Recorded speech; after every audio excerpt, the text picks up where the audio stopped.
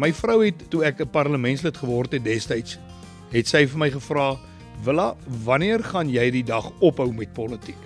En my antwoord was 'n baie duidelike antwoord aan haar, en dit is, my nooi, wanneer ek die dag opstaan en ek besef, ek kan nie meer 'n verskil maak nie. Daai dag stap ek uit, ek stap plaas toe en ons gaan boer lekker. Ons is klaar. Ek is Pieter Steyn. Kom ons gesels land en sand. Willie Oukamp, minister van Landbou en nog tot eintlik baie onlangs was jy die minister van Omgewingsake, Bosbou en Visserye.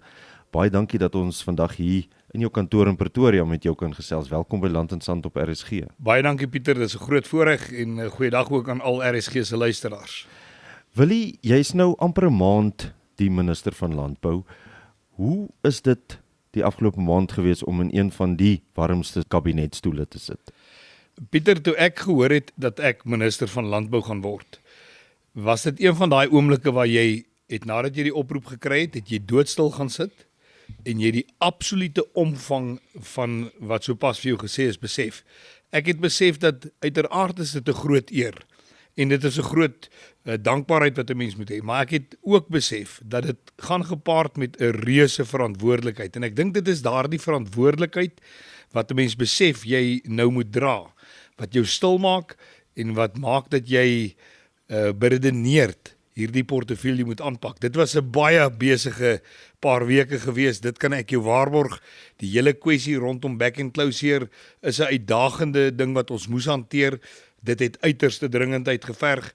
Ek is baie bly om te kan sê dat ons in hierdie eerste paar weke dit reg gekry het om die hele bedryf en die departement van landbou en onderste poort biologiese produkte en die Landbou Navorsingsraad almal te kry om saam te trek en om saam in die linies te veg teen hierdie pandemie wat ons het, in steede daarvan om met mekaar te veg. En ek dink dit is van kardinale belang. Ja, jou eerste prioriteit, as ek dit so kan sê, het gelyk of dit die hofsaak is, om daai hofsaak te skik. Hoe het jy dit reg gekry? Pieter, jy moet met mense kommunikeer.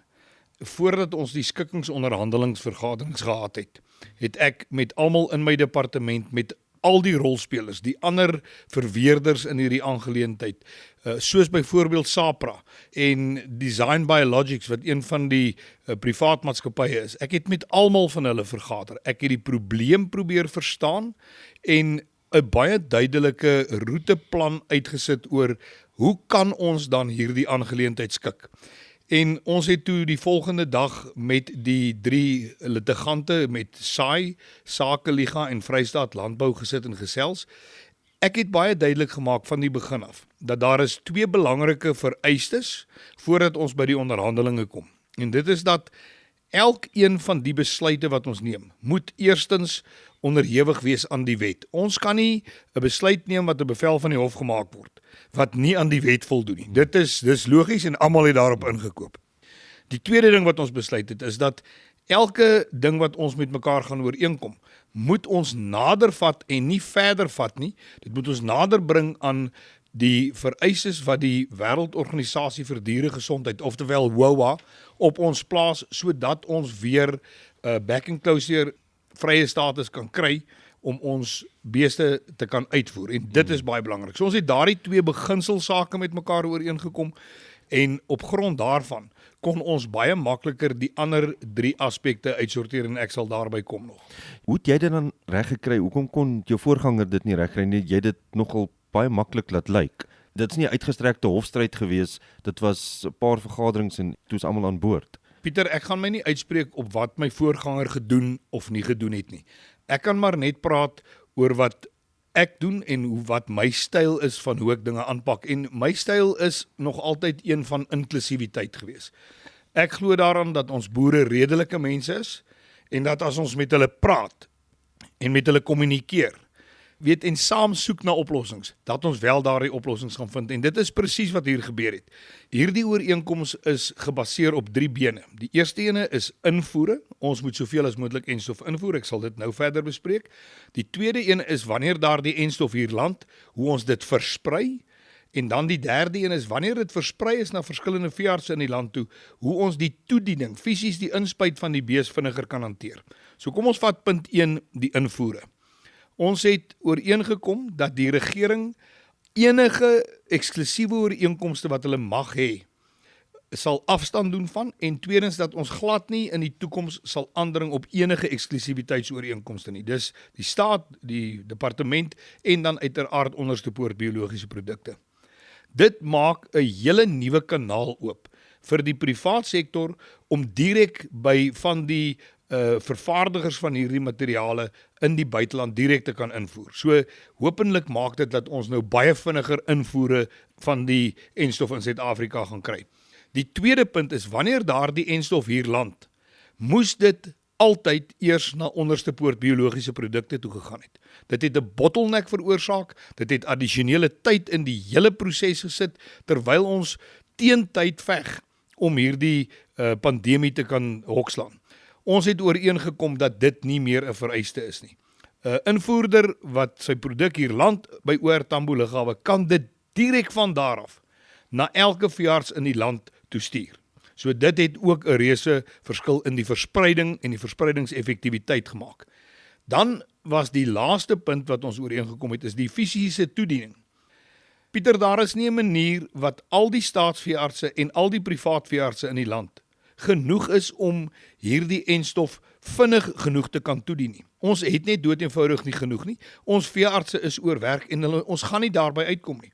So ons moes kyk na 'n manier hoe ons die boer in staat stel om sy eie beeste te kan ent. Nou daar is die wet baie duidelik. Die enstof moet toegedien word deur 'n gemagtigde persoon en die wet maak dit duidelik dat daardie gemagtigde persoon is die direkteur vir dieregesondheid in die departement van landbou. Maar die wet stop nie daar nie. Die wet gaan verder en sê onder watter omstandighede kan die direkteur van dieregesondheid daardie mag van haar delegeer. En ons het deur die proses gestap. Ons het vir mekaar gesê dat eerstens elke boer wat aansoek doen, sal oorweeg word. Nou goed, jy moet aansoek doen. Dis nie 'n normale ding wat sommer nou reg deur die bank toegepas gaan word nie. So die vereistes is 'n boer moet aansoek doen. Hy moet sekere inligting aan die direkteur van dieregesondheid verskaf. Ons het verder gegaan ook nog en gesê dat ons ag elke boer in Suid-Afrika om wanneer hy aansoek doen en al die inligting gelewer het, wel 'n gemagtigde persoon te wees. Ons vertrou ons boere. Ek is oortuig daarvan dat elke boer op 'n plaas wat met beeste boer weet hoe om 'n dier te ent of in te spuit.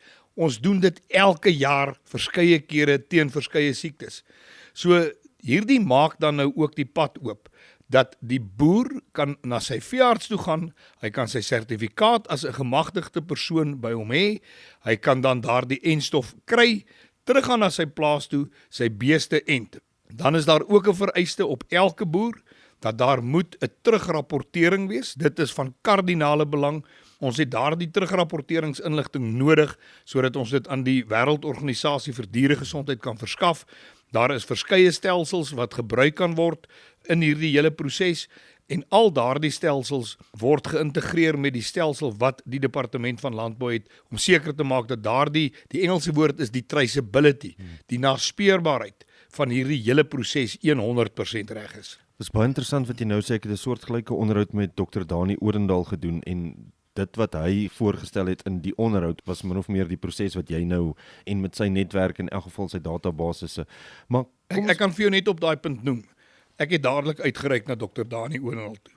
En Dr. Dani Odendaal help my verskriklik baie met raad. Hy het 'n netwerk van 200 plus veeartse. Elkeen van daardie veeartse het 200 plus kliënte.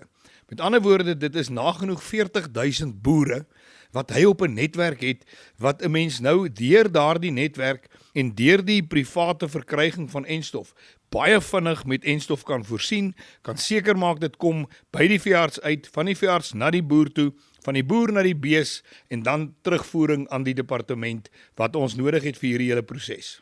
Almal in die land weet van die enormiteit, die skaal van back and closure of min of meer 'n idee daarvan. Maar toe jy nou instap op die 1 Julie, het dit jou verbaas eintlik hoe groot dit is of nie eintlik nie? Pieter, ek dink soos wat die ding aangegaan het en ons almal in die media gesien het hoe daar gerapporteer is oor dit, het ons almal 'n baie groot en goeie idee gehad van wat die omvang is. Omdat ons self boer en my broer is 'n groot beesboer, het 'n mens ook op 'n persoonlike vlak baie te make hiermee. En So ek was nie verstom gewees nie. Ek het besef dat dit gaan die samewerking van alle rolspelers verg om hierdie probleem uit te sorteer. Nie ek as minister van landbou of die departement of enige entiteit daar buite gaan regkom as ons hierdie ding alleen aanpak nie. Die samewerking hierso is die groot sleutel tot sukses. Wil jy kom ons gesels bietjie biografies. Politiek, was dit nog altyd in jou bloed, in jou DNS gewees? Waar het jou soort van politieke bewustheid ontkiem? Ek is een van daai ouens wat ek het gaan regte studeer, nie omdat ek 'n prokureur wil word nie, maar omdat ek graag in politiek wou ingaan. Ek kan onthou van kleintyd af hoe ek saam met my pa na politieke vergaderings toe gegaan het en hoe ek blootgestel is daaraan. My pa was self vir 'n geruime tyd in die parlement gewees. So dis maar 'n ding wat met my saamkom. Ek het groot geword in 'n huis waar my pa se predikant, my ma was 'n onderwyseres. Hulle het die gemeenskap gedien en dis maar deel van hoe mens groot geraak het. Ek was by elke skool waar my kinders in was ek op die beheerliggaam. Jy's by die kerkraad betrokke, jy's by die vliegklub betrokke, mense is maar oralster betrokke. So dit is 'n ding wat ek dink die liewe Vader op my pad gesit het. Dit is my roeping en ek moet dit nou na die beste van my vermoë uitleef. Ek kan nie my kers onder 'n maatemmer sit nie, ek moet hom laat skyn. Willie, hoe was dit om op Thabazimbi in 'n dopperpastorie groot te word? Fantasties. Ek moet nou vir jou sê, my pa se eerste gemeente was Tsanin, so my laerskoolloopbaan was in Tsanin geweest. Dit was verskriklik lekker. En toe nou die hoërskoolloopbaan, waar 'n mens so bietjie, jy raak nou groter.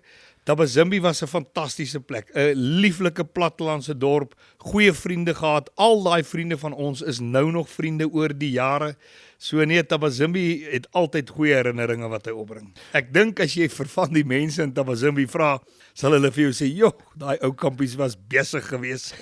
Ek wil nie aannames maak nie, maar ek kan dink julle was besige kinders, want jou pa is vol grappies, jy is altyd vriendelik en lag en lyk of jy nogal woelig kon wees. Ja, ons was woelig. Ons is 4 seuns en 'n dogter. My suster is die jongste. So jy kan dink 4 seuns en dan gooi jy nog vakansie oukamp in die mix. Ons was besig geweest, Pieter. Ons was besig. Ek is nou nie 'n gereformeerde lidmaat nie, ek groot geword as 'n NG lidmaat. So ek vra altyd vir my vriende wat uit die Dopperkerk uitkom en ek gaan vir jou ook vra, wat is jou gunsteling psalm of skrifberuiming? Ek hou verskriklik baie van Psalm 100. Al 4 die versies, dit is altyd, jy maak nie saak waar jy kom nie, as iemand juig al wat leef sing, dan sing jy uit volle bors uit. En nie op hierdie nuwe vinnige Nee, ek hou van die ou wysie. Ek hou van hom en dan het ons hom op kerkkampe en so kanon ook gesing. Dit is lekker.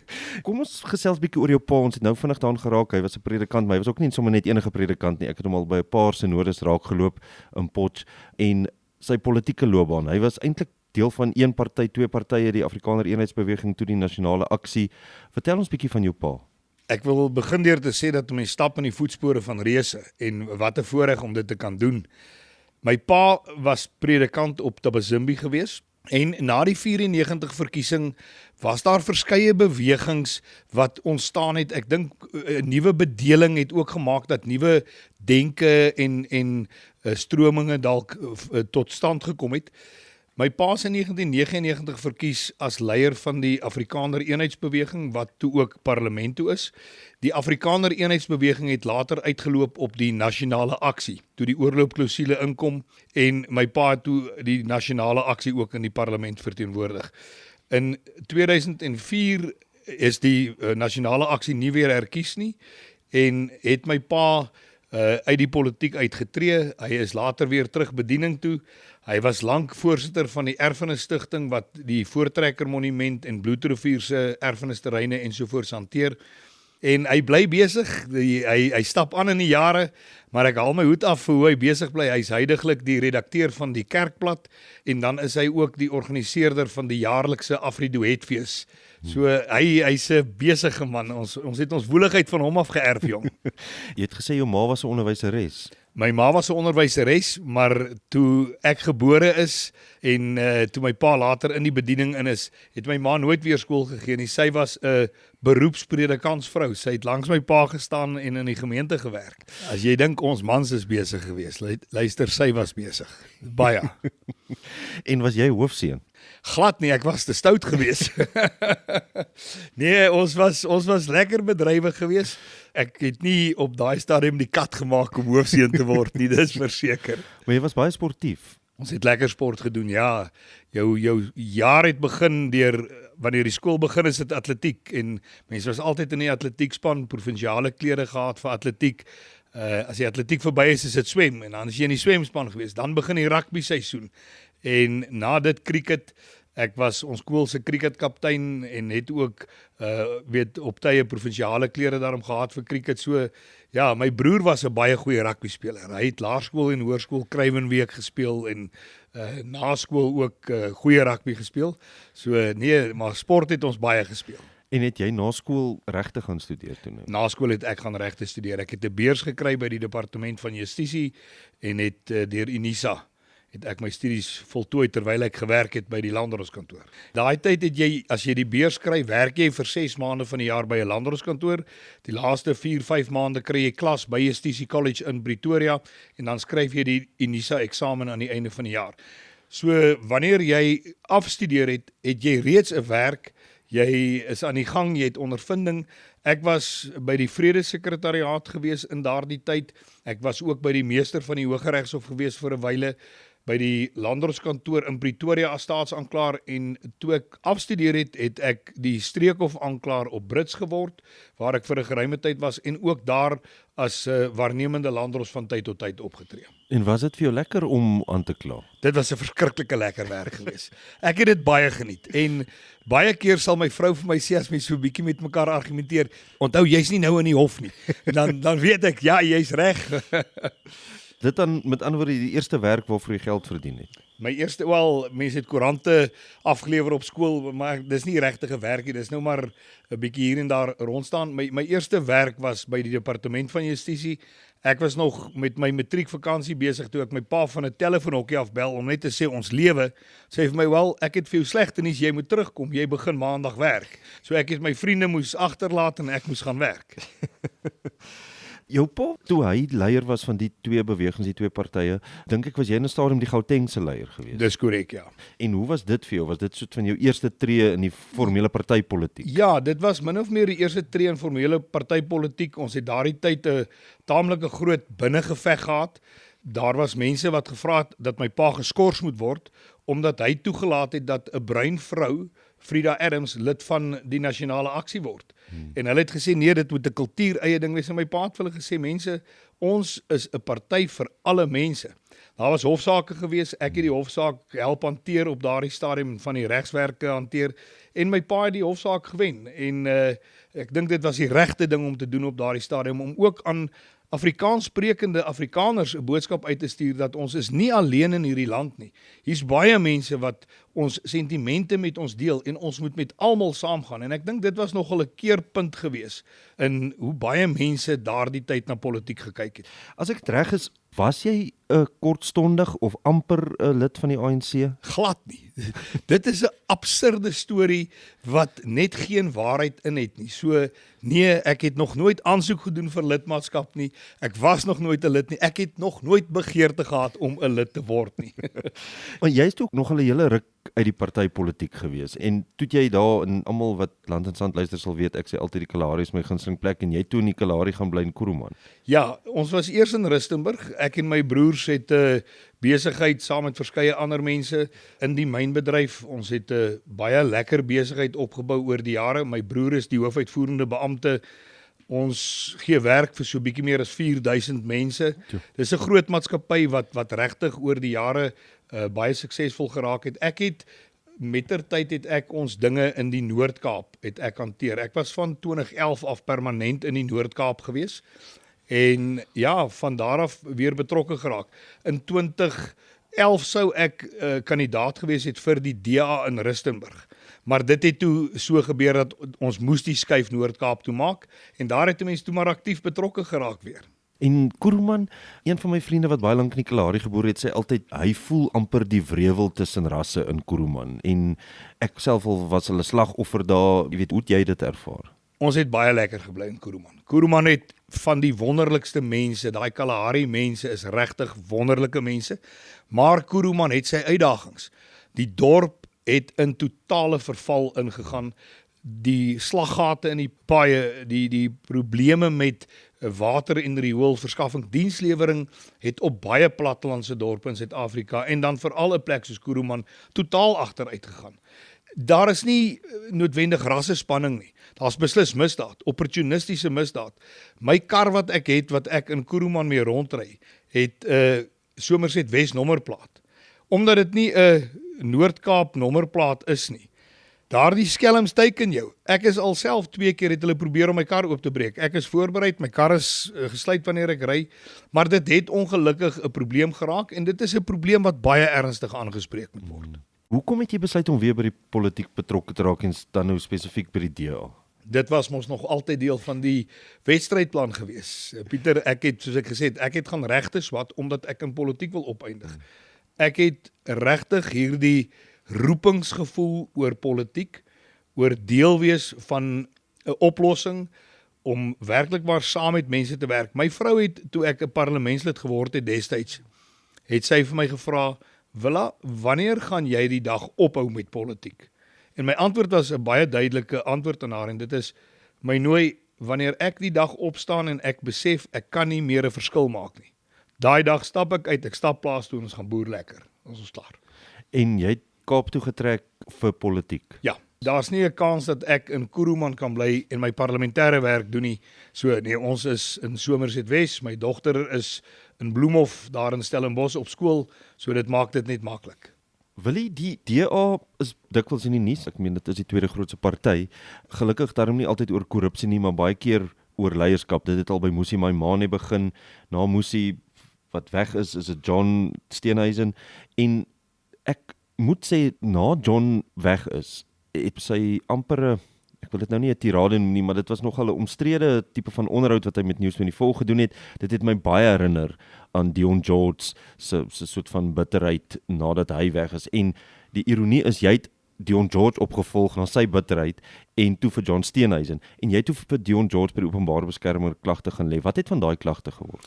Daardie klagte word ondersoek. Ek het toevallig gister 'n brief gekry van die openbare beskermer wat verdere inligting van my af nodig het.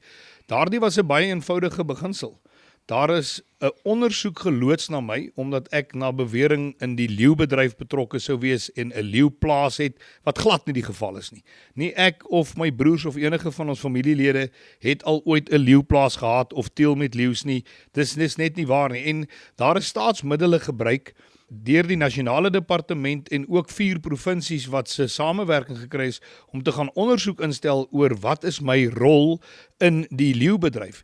En dit is gedoen om my te diskrediteer in die hoop van Dion George se kant af dat ek nie minister sal word nie. Nou goed, dit het nie gewerk nie. Ek het my buiten dit nog glad nie uitgespreek oor die werk van my voorganger nie, nie by die departement van bosbou, visserry en die omgewing nie, en ook nie by landbou nie. Ek is hier om nou 'n taak te verrig. Politieke leiers kom en gaan. Dit is 'n realiteit. Ons het dit nou onlangs weer in die Verenigde Koninkryk gesien, waar Andy Burnham nou die nuwe premier is daar, en hy stel 'n nuwe kabinet aan, en so gaan dit al vir eeue aan. So politieke leiers kom en gaan. Wat bly staan is die gemeenskappe. En in byvoorbeeld landbou, ek het dit gisteraand weer by 'n vergadering met belangegroep gesê, is dat ministers kom en gaan. Maar julle wat die bedryf verteenwoordig, julle is konstant daar. En daarom is dit belangrik dat ons as ministers besluite neem wat oor die langtermyn in belang van die bedryf gaan wees, en myself bereidwillig verklaar het om met hulle saam te werk in daardie geval. Jy is nie net 'n minister nie, jy is 'n partyman ook. So dink jy nie hierdie omstrengeheid sê nou van Dion George en van John Steenhuisen doen skade aan die DA nie? Ek dink nie die Dion George ding het regtig skade gedoen nie. Dion George het baie vinnig eintlik maar in vergetelheid ingegaan. John Steenhuisen is die adjunkminister van handel, nywerheid en mededinging. Ek dink hy gaan 'n uitstekende taak verrig daar. Ek dink die mense gaan met tyd sien wat is John se vermoë in daardie portefeulje. As jy kyk na landbou, John het ongelooflike goeie werk gedoen om markte vir Suid-Afrika se landbouprodukte uit te brei reg oor die wêreld. Hy het 'n vermoë om met daardie mense op 'n diplomatieke vlak te kan goed oor die weg kom en ek dink hy gaan vir ons uitstekende werk doen as daardie adjunkminister. So alles van die beste vir hom. John is my vriend. Ons skiet saam kleiduiwe en ek gaan nie toelaat dat dinge wat hier gebeur het tussen ons kom nie. Ek dink mense het 'n professionele verhouding, maar ook 'n gerespekteerde vriendskapsverhouding en elkeen van ons het nou sy taak wat ons met oorgawe moet verrig en ek is oortuig daarvan dat hy dit daar waar hy nou geplant is ook sal doen. Voor ek terugkeer na Back and Close hier in landbou, wat dink jy van die nuwe DA-leier? Hy is ook nou nie meer so nuut nie, van Jordan Jaloos. Jordan is 'n ongelooflike goeie leier. Jordan het al vir ons lank terug gewys toe hy burgemeester van Kaapstad geraak het. Hoe kan hy opstaan teen dinge wat verkeerd is? As jy dink aan daardie taxi-geweld en taxi-stakings wat op daardie stadium baie vroeg in sy termyn as burgemeester op sy tafel geland het en hoe hy absoluut die regte ding gedoen het, sy rug styf gemaak het, hom nie laat intimideer het of voorskryf het nie en die regte besluit vir die mense van Kaapstad geneem het. Ek dink die DA is in uitstekende hande met iemand soos 'n Jordan Jaloos. Ek dink nie daar kom baie kere in 'n land se geskiedenis die kaliber leierskap wat ons het in Jordan Jaloos verby nie. Hou daar die spasie dop. Ja, ek dink selfs dit het my nogal aan Margaret Thatcher laat dink, Jordan, en ook sal jy bring toe hier in Pretoria soveel nonsens was met die salarisverhogings. Maar kom ons keer terug na Back and Close hier. Hoe vorder julle, gaan julle die Desember, die einde van die jaar maak om die hele nasionale kudde in te ent? Ons het nagenoeg 13,5 miljoen enstowwe alreeds ingebring in Suid-Afrika in. Ons totale nasionale kudde is nagenoeg 14 miljoen beeste. Nou moet jy weet dat daarvan het jy 'n slagpersentasie. So daarom is daar aanvanklik gesê ons wil 80% van die nasionale kudde teen Desember ingeënt het. So 13,5 miljoen enstowwe is al die land in. Die laaste syfers wat ek het is dat nagenoeg 11 miljoen enstowwe reeds toegedien is. Ons is huidiglik in 'n proses waar daar as gevolg van die ooreenkoms wat ons bereik het, werklik waar enorme hoeveelhede enstof besig is om in te kom. Ek het reeds vergaderings gehad met beide die verskaffers van die Argentynse as ook die Turkse enstowwe wat die land inkom en het 'n totale inkoop gekry van hulle kant af om alles in hulle vermoë te doen om meer enstowwe te laat inkom. So ek dink met dit wat ons nou daar gestel het, enstowwe wat vinniger gaan inkom as punt nommer 1. Verspreiding wat vinniger gaan plaasvind as punt nommer 2 en toediening wat as punt nommer 3 vinniger gaan plaasvind. Stel dit ons in 'n baie beter posisie om wel ons teikens te haal. Maar as jy kyk na 'n kudde van 14 miljoen beeste, nagenoeg 11 miljoen is reeds geënt. Ons moet nou begin om daardie opvolgent, die sogenaamde booster shot moet nou gedoen word. Ek het reeds met die melkprodusente organisasie met Fanny Ferreira en die manne daar gepraat. Ons het 1,385,000 melkbeeste in die land. Hulle het reeds 1,4 miljoen enstowwe gekry. So elke melkbees in die land is reeds geënt. En ons is nou besig om met 'n veldtog te begin waar ons die booster shot, die opvolg enstof vir elke melkbees in die land gaan gee. Ons wil kyk hoe vinnig ons dit kan uitrol om te kyk of ons dit moontlik in die volgende maand kan uitrol. Dit is belangrik vir ons. Eerstens want ons het gesien wat Back and Close hier aan melkbeeste doen, maar ons wil ook die laboratoriumtoetse doen na die tyd om te kyk wat is die effektiwiteit van 'n bees wat sy tweede inenting gekry het. Hoeveel meer bestand is hy daarteen? Dit is baie belangrik dat ons daardie data kry. Dis waar 'n ou soos Dr. Dani Odendaal vir my van onskatbare raad bedien en ons druk kliphard daarvoor. So ek is volmoed en ek dink die blote feit dat die privaat sektor nou baie meer betrokke gaan raak, gaan ons help om daardie teikens beslis te bereik. Daar's mense wat aanvoer, ek meen daar was 'n artikel deur dink professor Johan Kirsten, maar selfs Helen Zille het in haar biografie Not Without a Fight geskryf hoe moeilik dit is om met amptenare te werk. En spesifiek hoë amptenare, direkteurs-generaal, adjunkdirekteurs-generaal ensovoorts. Hoe hanteer jy dit? Jy gaan in enige departement, gaan jy goeie mense kry en jy gaan minder goeie mense kry. Ek kan nou vir jou sê dat die direkteur-generaal van landbou, meneer Moketsa Ramasodi, is 'n uitstekende direkteur-generaal. Hy's wel gerespekteer in die hele bedryf deur elke rolspeler. So ook verskeie van die adjunktedirekteurs-generaal en ander mense.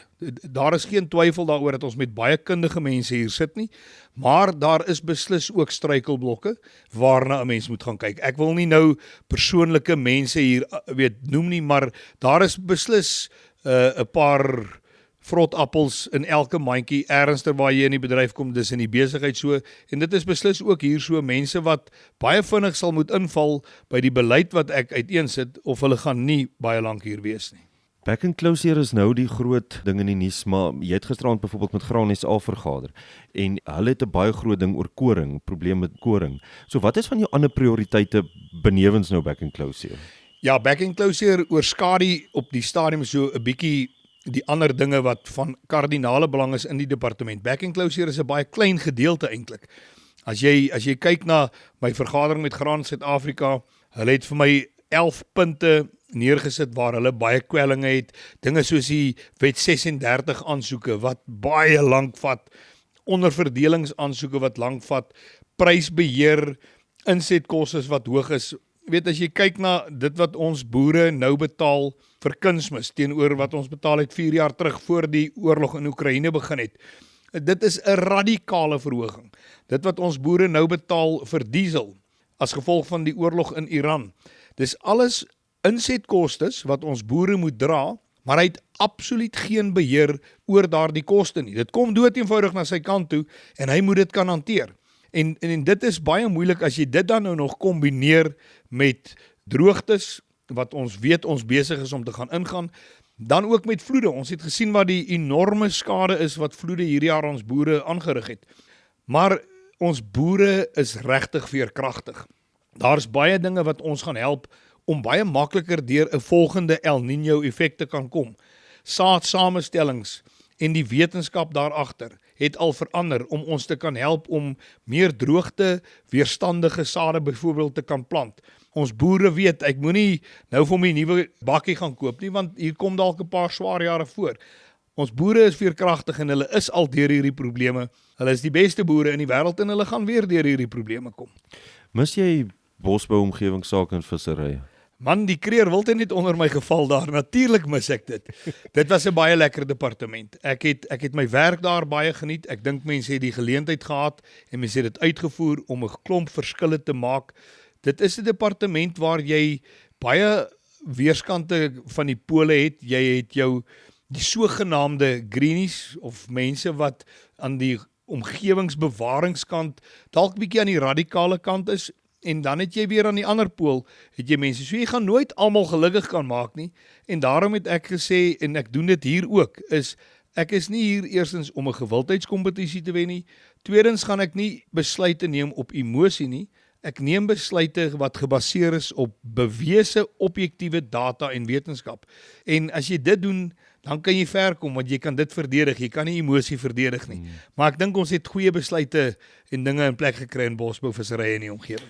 Behalwe die kreerwiltuin wat 100 jaar oud geword het in die tyd wat jy minister was daar nou die moord en so aan. Maar daar's ander dinge wat mense nie altyd van kennis neem of wat nie baie groot altyd in die media opgeblaas is nie. En dit onder andere die vissers wat ek baie sagte plek voor het en hulle kwotas en hoe hulle sukkel en so aan. Ek het 'n baie goeie verhouding met die kommersiële en veral ook die kleinskaalse vissermanne gehad. Daar het baie vroeg in my termyn as minister 'n paar appelle, wel eintlik 297 appelle op my tafel geland. Dit is 297 klein vissersmanne wat se bote se lisensies om te kan visvang net nie hernie is nie. En ek het besef dat hier, weet, elkeen van daai bote het nagenoeg 10 na 15 mense wat op die boot werk, en elkeen van daai klomp mense het natuurlik weer 'n klomp mense wat hulle voorsorg.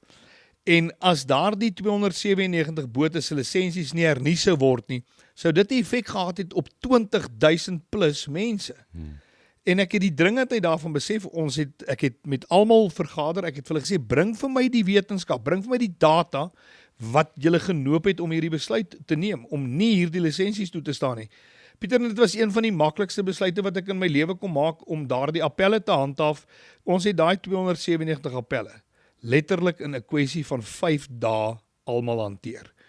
Want die dringendheid was kardinaal, daardie mense sou op die 28ste Februarie moes ophou visvang en jy kan dit net nie doen nie. So daardie was een van die lekker besluite wat 'n mens baie vinnig kon neem. En dan een van die besluite wat ek eintlik in my laaste week as minister daar geneem het, is om die totale toelaatbare vangs vir die hele bedryf wat veral die kommersiële sektor ook raak, te verhoog om sodoende werksgeleenthede te beskerm. Dit is geskoei weer eens op data en daar sou in Sint-Helena Baai nagenoeg 1000 mense hulle werk verloor het as ons nie daardie besluit geneem het nie. Daar was vir my gesê, maar van die NGO's gaan kla, van die belangegroepe gaan kla en sê, maar ons staan nou op vir die kommersiële ou en ons kyk nie na die vispopulasie nie, wat absoluut te snert is. Ons het by uitstek gekyk na ons vispopulasies. Maar ek het vir hulle gesê, hoeveel NGO's is daar? Daar's gesê nagenoeg 15. Sê ek, maar ek sal betaal. Bring daardie 15 NGO's, dan vat ons hulle Sint-Helena Baai toe. Dan kry ek 'n rugbyveld met daardie 1000 mense wat hulle werk gaan verloor en elkeen se 6-7 mense wat hy onderhou. Met ander woorde is 7-8 000 mense op daai rugbyveld en dan kan die 15 NGO's vir daai 8000 mense sê hoekom hulle nie môre aand gaan kos hê om te eet nie.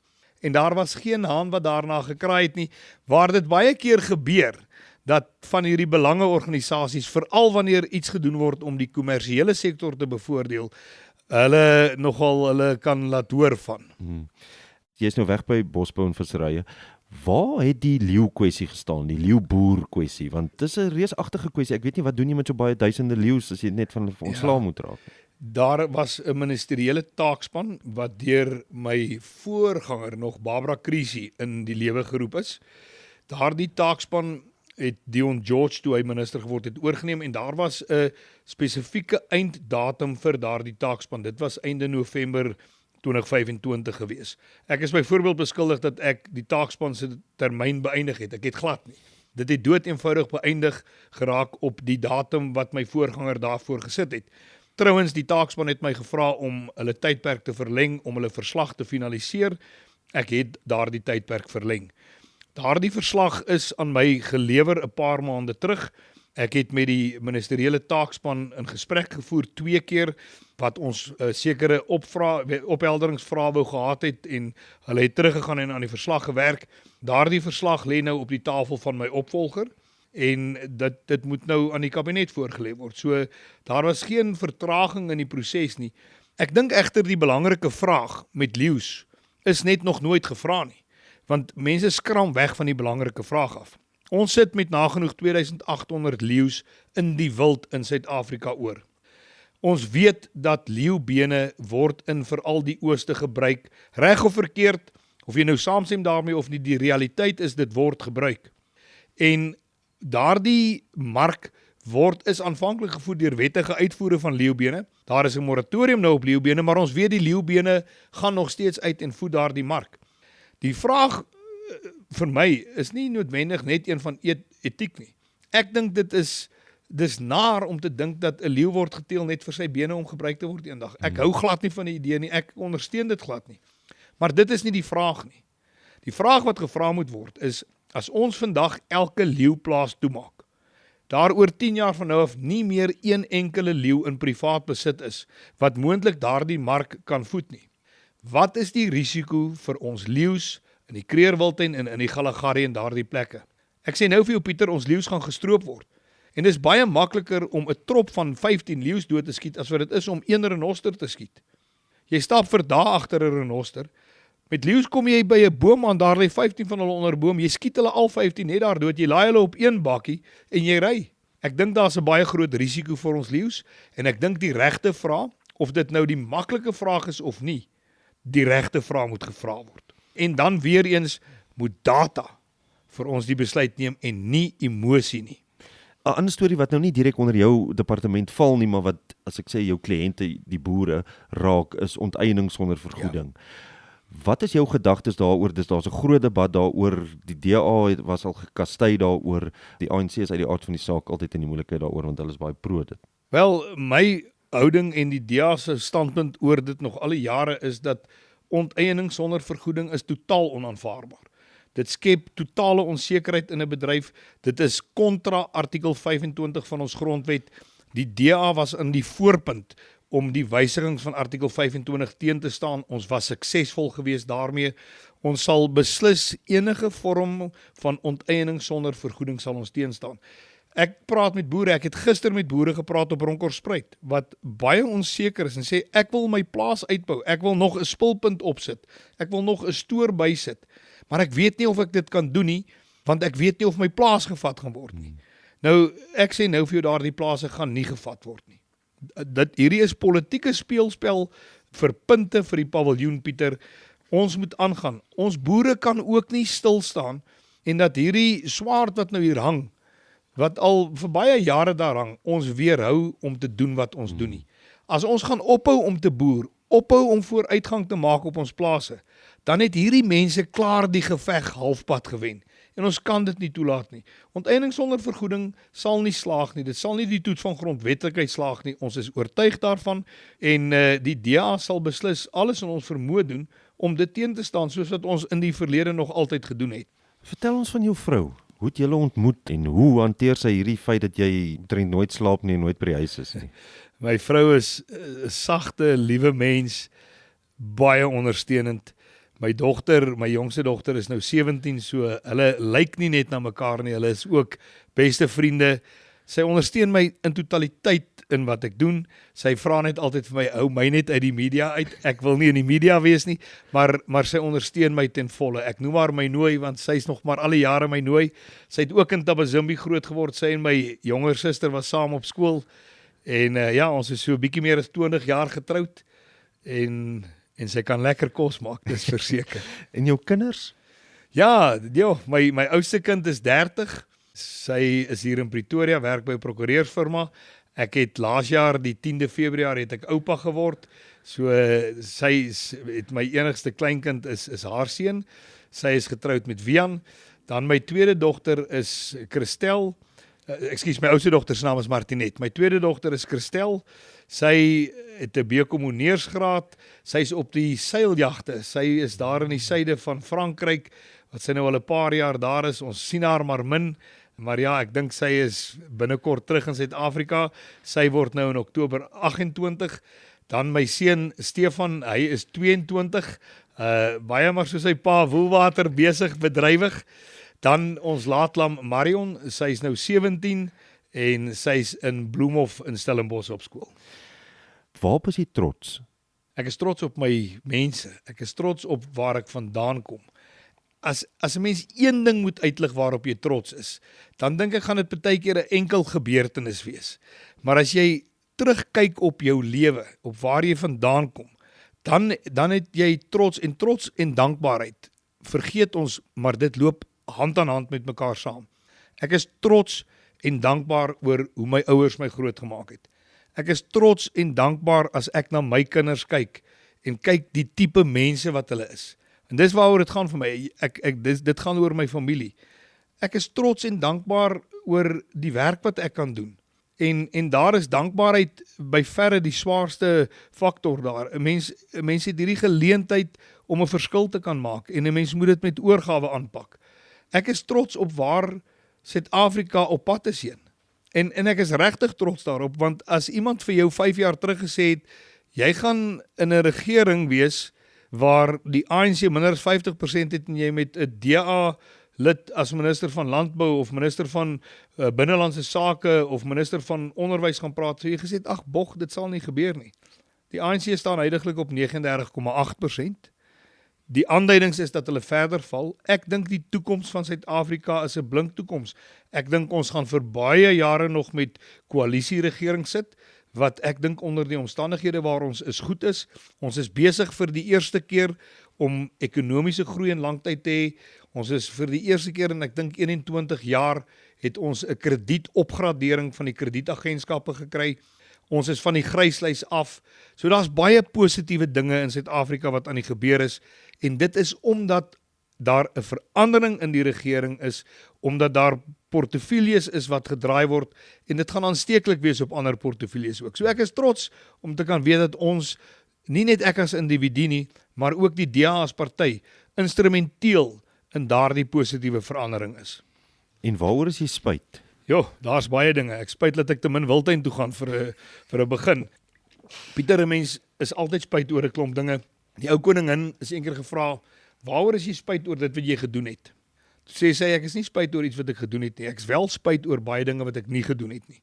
Dit kan ek vir jou sê. Daar's dinge wat ek dalk te bang was om te doen, waaroor ek spyt is. Ek is spyt dat 'n mens partykeer met mense in konflik was wat jy totaal kon vermy het, waar daar dalk vriendskappe is wat seer gekry het, en as jy na die tyd terugkyk, besef maar, jy was 'n idioot geweest, jy kon dit totaal anders hanteer het. So weer eens op 'n persoonlike vlak en intermenslike vlak, dink ek is waar baie van ons se grootste spyte vandaan kom, en hopelik leer ons almal daaruit.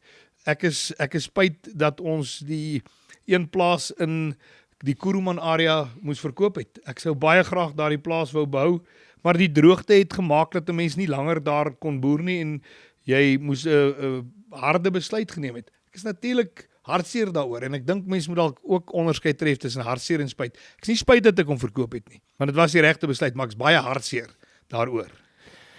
Willie, wat verveel jou of wat is vir jou oneindig oninteressant? Pieter, as iemand aanhou om oningelig te probeer oorkom as 'n ingeligte persoon, irriteer dit die rook uit my uit. En baie keer moet jy nou maar kop skud en glimlag, want jy moet nou maar vriendelik bly, maar ek kners baie keer op my tande as daar iemand staan voor my wat duidelik nie 'n idee het wat aangaan nie, en absoluut instruktief optree en vir 'n mens probeer vertel wat jy moet doen. Ek het veel eerder tyd om dubbel daardie hoeveelheid tyd te spandeer aan iemand wat wel weet wat aangaan, en daar is baie. So dit gebeur, dit pla my as mense dinge wat ek as logies beskou, subjektief, en ek weet ek is nie altyd reg nie, dinge wat ek as logies beskou oor argumenteer. Vir my as 'n ding logies is, dan moet mens net gaan met die stroom. So een van die dinge waaraan ek self ook baie keer maar moet werk, is soms my ongeduld. Ek dink dit het sy voordele en sy nadele. Dit maak dat ek vinnig met 'n ding wil deel. Ek laat nie gras onder my voete groei nie, maar dit maak ook dat ek dalk baie keer op tone trap waar dit soms dalk vir my kon gewees het. Party keer is dit nodig wel. Is daar 'n gunsteling of 'n politikus wat jy bewonder? Nou gaan ek soos 'n klein seentjie wees en sê ek het nogal groot bewondering vir my pa gehad. As ek terugkyk in Suid-Afrikaanse geskiedenis, is daar uiteraard Jan Smuts. Jan Smuts was sy tyd vooruit. Ek kan onthou my oupa aan my ma se kant, Richard Andrew Harmon, Engelsman gewees. Hy was 'n groot sap gewees en hy het absoluut geglo in Jan Smuts. My oupa aan my pa se kant was weer in die nasionale party daai tyd. Hulle was weer nattes gewees en hy het weer geglo in 'n DF Malan byvoorbeeld. So nee, Jan Smuts is vir my 'n politikus na wie ek kan opkyk. Ek dink sy statuur wêreldwyd, die feit dat hy sy tyd ver vooruit was en dat hy hy was 'n filosofiese denker gewees. En ek het baie tyd vir hom. Uiteraard was Nelson Mandela vir ons almal 'n voorbeeld van hoe ons moet op 'n vergewensgesinde manier met mekaar te werk gaan. En ek dink as mens kyk na vandag se nuwe jong leiers wat ons huidigelik het, dan is daar baie goeie werk wat gedoen moet word. En toe jy sê Jan Smuts se dog, ek ken die sappe gaan nou baie bly wees, die natte gaan jou stene. Maar ek het daarom DF Malan ook daarin gebring. Wil jy ook baie dankie dat ons met jou kon gesels vandag. Dit was 'n voorreg en baie insiggewend. Baie dankie. Baie dankie, is 'n groot voorreg gewees om met julle te kan gesels, Pieter. Dankie dat jy saam geluister het. Daar is elke Dinsdag 'n nuwe gesprek met ons land se nuusmakers, planmakers, bekendes en berigtes. Onthou om die follow-knoppie te druk en as jy die gesprek geniet het, 5 sterre te gee. Kom gesels elke Dinsdag, Land en Sand.